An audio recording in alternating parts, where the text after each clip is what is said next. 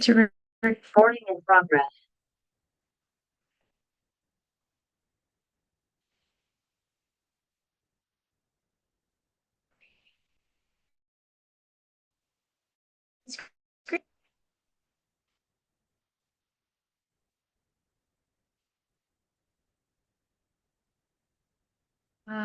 Can everyone hear me and see my screen? Sorry, can't really see. Oh, okay, perfect. Thank you. Okay. So this is the Long Island Sound Community Impact Fund informational webinar. This is our second round of funding for $1.5 million for Connecticut and New York. As I said, my name is Shahela. I work with Restore America's Estuaries. And let's get started. So just a little bit of background information. Long Island Sound Community Impact Fund is a partnership among Restore America's Estuaries, EPA, and the Long Island Sound Study. And the purpose of the program is to provide technical and financial assistance to environmental justice communities, addressing environmental justice issues, and improving the overall quality and accessibility of the Long Island Sound. So funding is made possible by the bipartisan infrastructure law, which indicates 40% of all federal investments should flow to disadvantaged communities that are marginalized, underserved, and overburdened by pollution. And this is to support the Justice 40 initiative. So just for reference, EPA defines environmental justice as the fair treatment, meaningful involvement of all people, regardless of race, color, national origin, income, with respect to the development, implementation, and enforcement of environmental laws, regulations, and policies. And this is to achieve the same degree of protection and from environmental health hazards, and also to have an equal access to the decision-making process for people who live, work, and play in these areas. And so a little bit about the Long Island Sound study. The Long Island Sound is home to more than 1,200 invertebrates, 170 fish species, dozens of migratory birds, and over 9 million people live on the watershed. The Long Island Sound Study was formed in 1985 as a bi-state partnership with federal and state agencies, user groups, concern groups, individuals dedicated to protecting the estuary. So it's with EPA, Connecticut Deep, DC, Sea Grant, and other members. Restore America's Estuaries is a national organization. So we work with a lot of member organizations throughout the nation to protect and restore estuaries. So some of the things that we will cover today is the overview of the Long Island Sound Community Impact Fund, eligibility, any program requirements, budget, application process and deadlines, and resources. So as I mentioned, for this round of funding, Ray will award up to $1.5 million. And so similar to last year, the typical awards range from, on the low end, 5,000 to maximum 100,000. Every year we hold an annual learning exchange, and this will include stipends to attend conferences, hotel, lodging, transportation, and then also investment in training programs and grants. And that is to just build capacity throughout the region, preparing local organizations to apply for grant funding, strengthening and diversifying connections within the Long Island Sound region.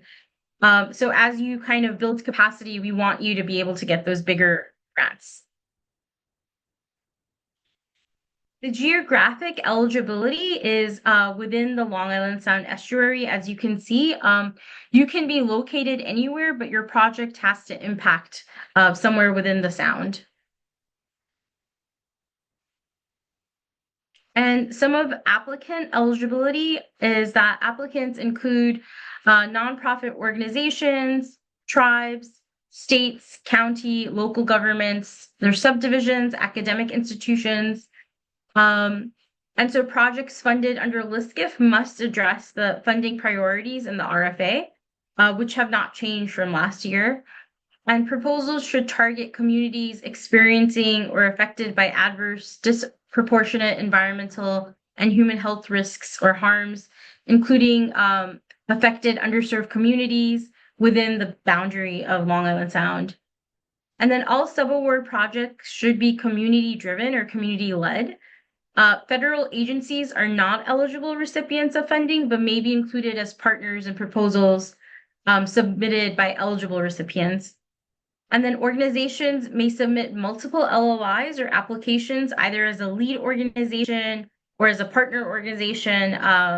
You can also be a fiscal sponsor to another organization or volunteer group that might not have a nonprofit status. And then multiple applications must be submitted separately, and each will be evaluated independent of your other proposals. So everything that the Long Island Sound Community Impact Fund aims for is aligned with the Comprehensive Conservation Management Plan, otherwise the CCMP. And it focuses on 4 themes, which is clean watersheds, clean waters and healthy watersheds, thriving habitats and abundant wildlife, sustainable and resilient communities, sound science, and inclusive management. And each one of these has objectives, outcomes, strategies, and implementation actions. And it seeks to have cross-cutting principles across sustainability, climate resiliency, and also environmental justice.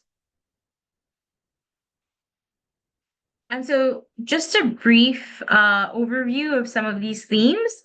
The goal of the Clean Waters and Healthy Watersheds is to improve water quality, reducing contaminants, nutrient loads from Long Island Sound, thriving habitats and abundant wildlife. The goal of this theme is to restore and protect the Sound's ecological balance and healthy and productive and resilient habitats.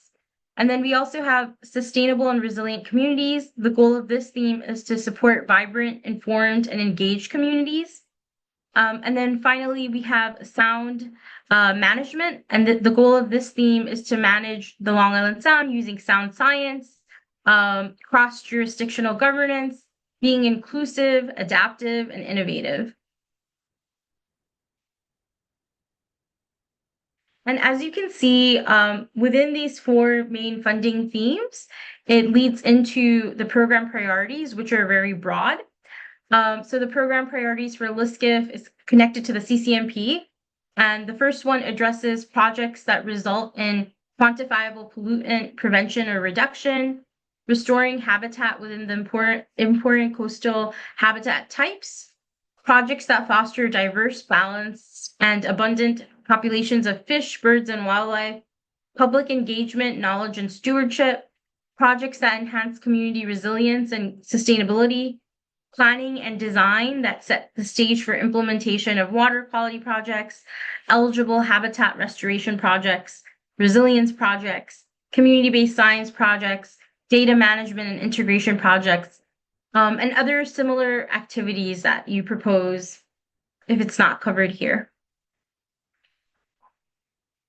And so you don't have to submit this with the letter of intent phase, but this is just an impact model to kind of have a flow chart of how your project is aligned to the CCMP and the impact to the Sound. So for example, if you have a project on protecting piping plovers, this may go into public engagement, knowledge, and stewardship with the theme of sustainable and resilient communities.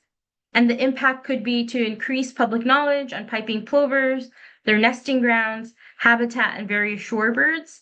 And then you would find the implementation action in the CCMP that matches that. So for example, for this, it would be SC18, support and encourage informal education activities on Long Island Sound.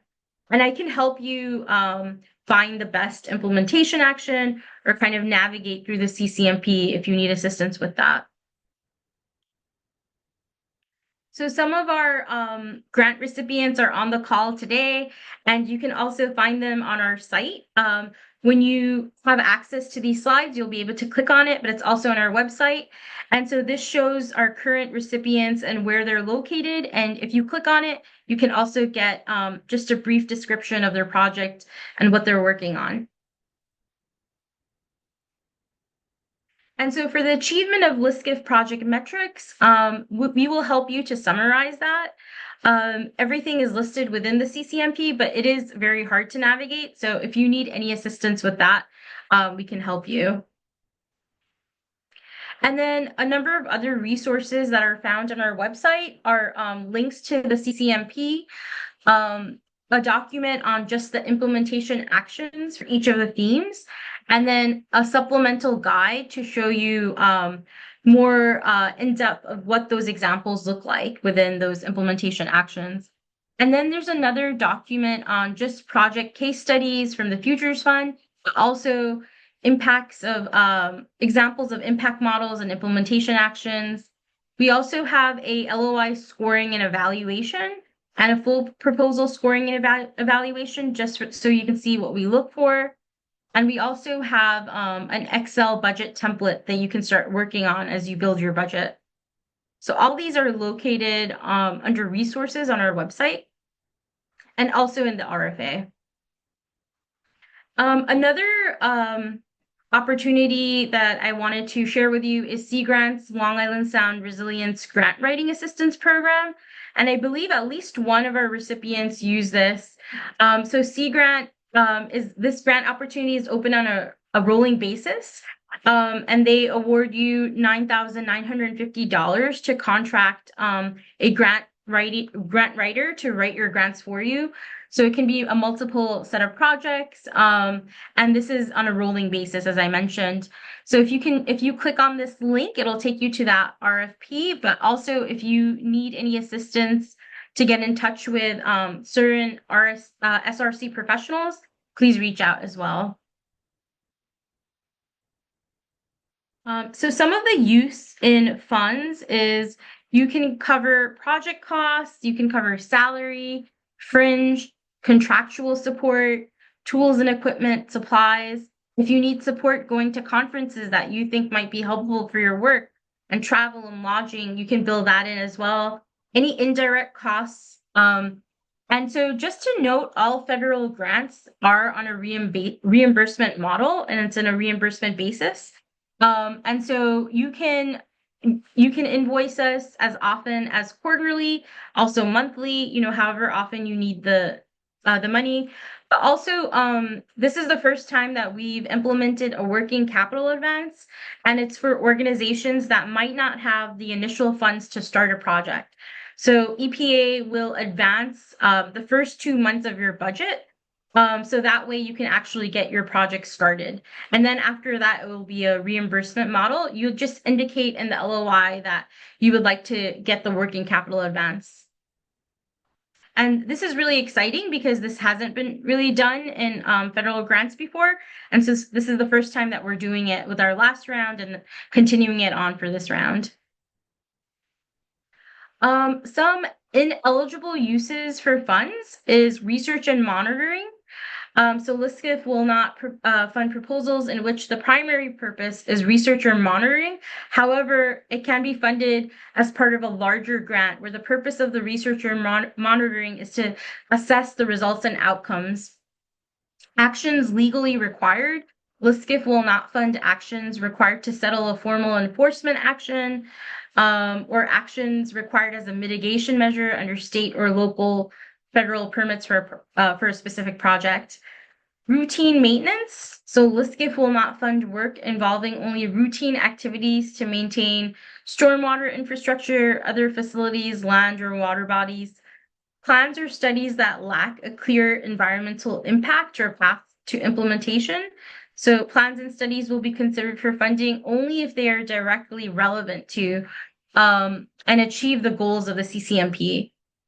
Conventional gray infrastructure projects, private construction, land purchase, and lobbying. And so for the budget, there are no match requirements for LISCIF. There is a example budget template that you can access under resources. And we also have Andira on, and we also have a set of trainings as well to kind of help you through your process as you build a federal budget. But please feel free to reach out to us if you have any questions on any sections, if you need more help with anything.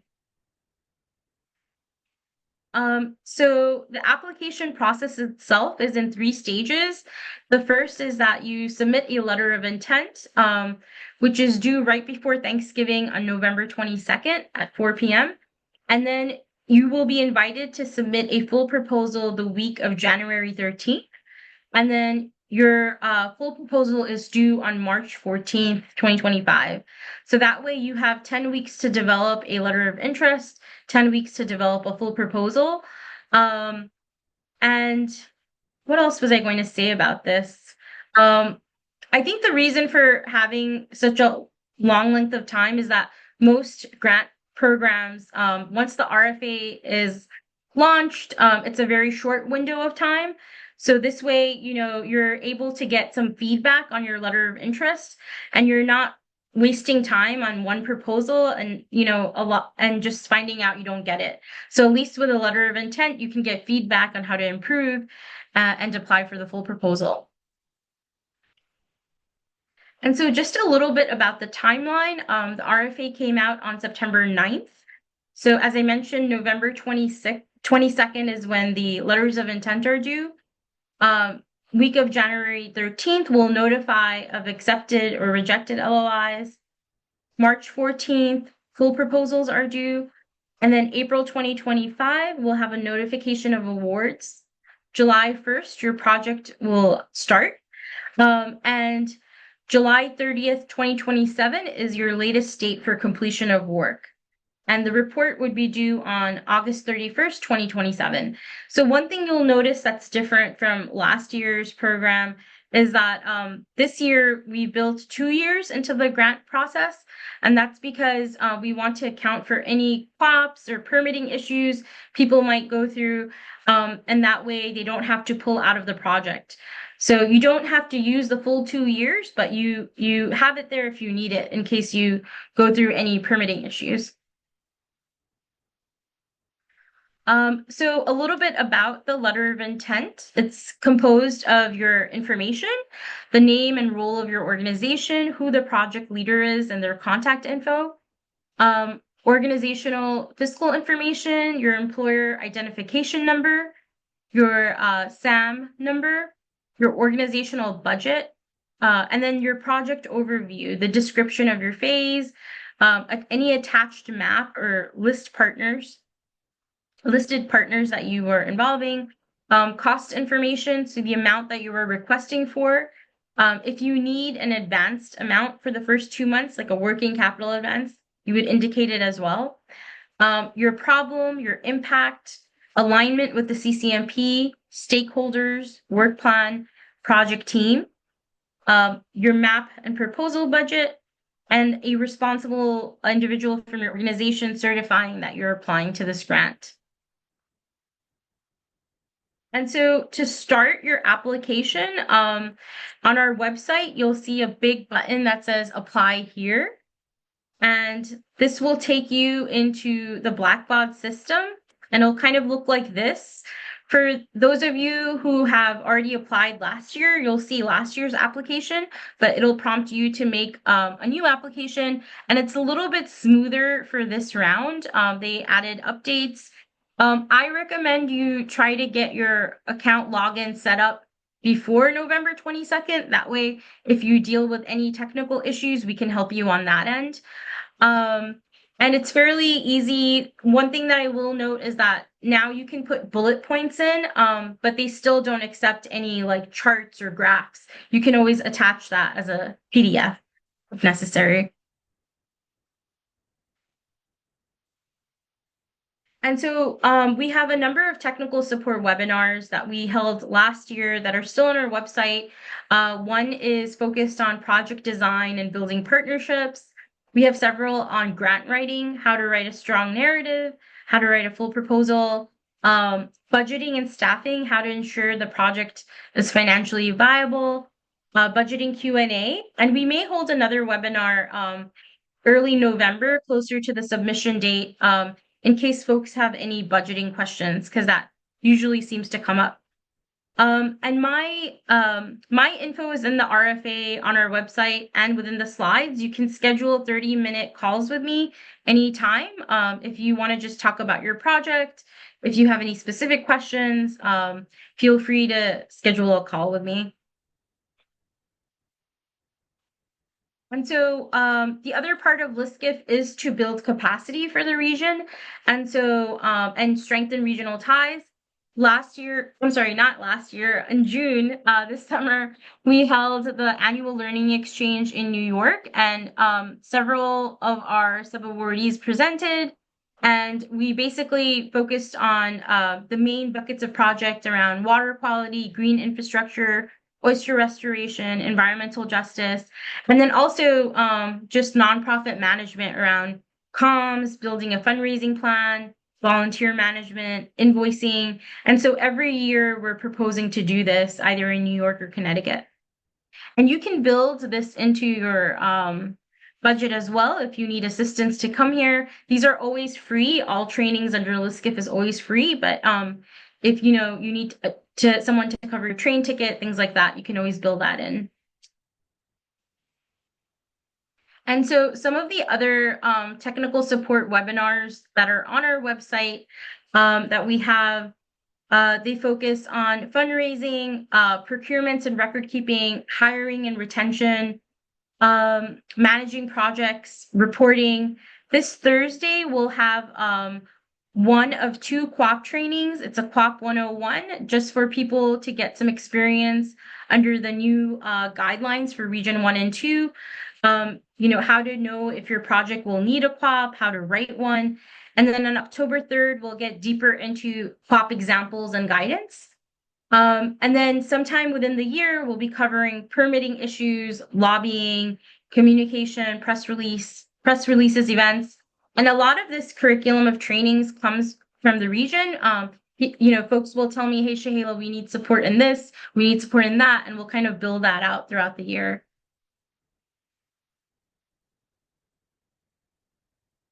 And so if you have any questions, you can reach me. There's my email there, my cell phone number, and you can also schedule calls with me within the slides and also on our website.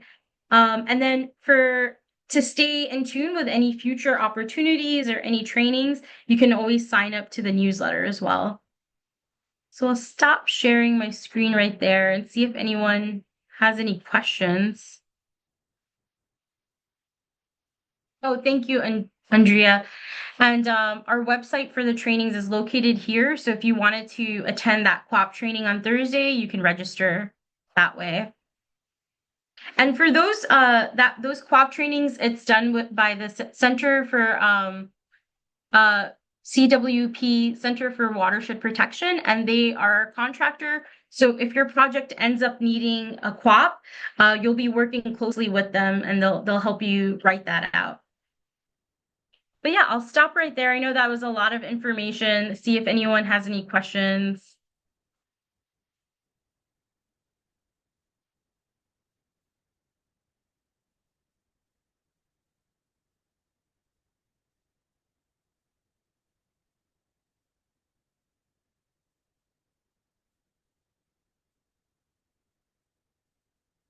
Yeah, Tim, go ahead.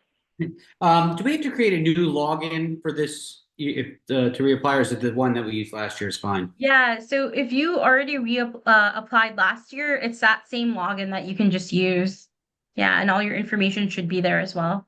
Great, thank you. Yeah, of course.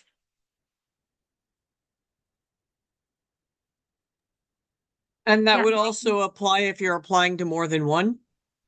Right. So if you're putting in more than one proposal, you'll see the different applications on.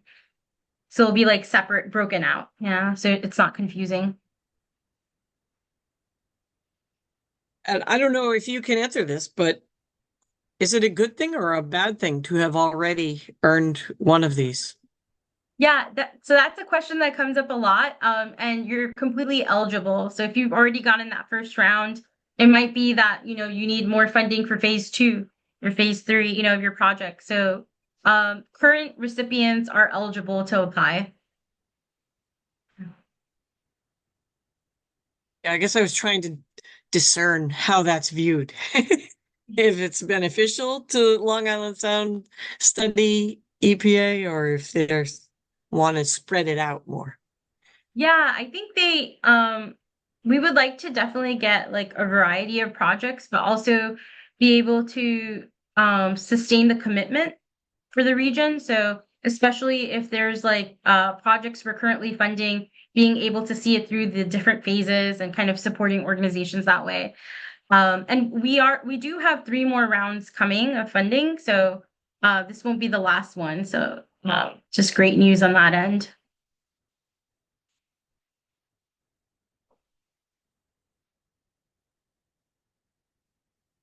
Yeah. Anyone else have any questions? For the QUAP, most likely, if we did need one for our first application, we wouldn't need one for the second one. Nothing's changed with that, as long as our Yeah, project's I think it would similar. just depend on your proposal. I was told that EPA more and more is requesting QUAPs for all types of projects now, like even if it's not dealing with like decision making or water quality. And so it would just depend on your proposal. But for this round, I will ask the contractors to kind of help understand that a bit better from the LOI and full proposal phase so folks can build that cost in. So whatever time you're using to write that QUAP, you can build that in as well.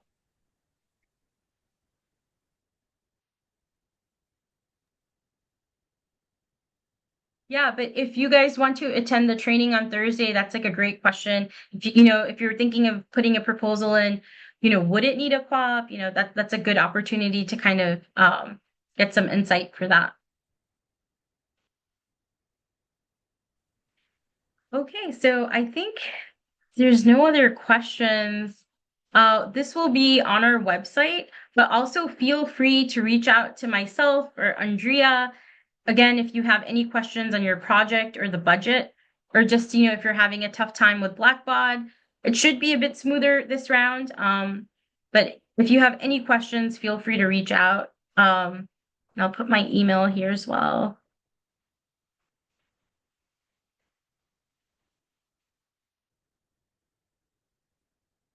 All right. Well, I hope everyone enjoys the rest of their afternoon, and hopefully, I'll be speaking to you guys all soon. Thanks. Thank you. Thank you.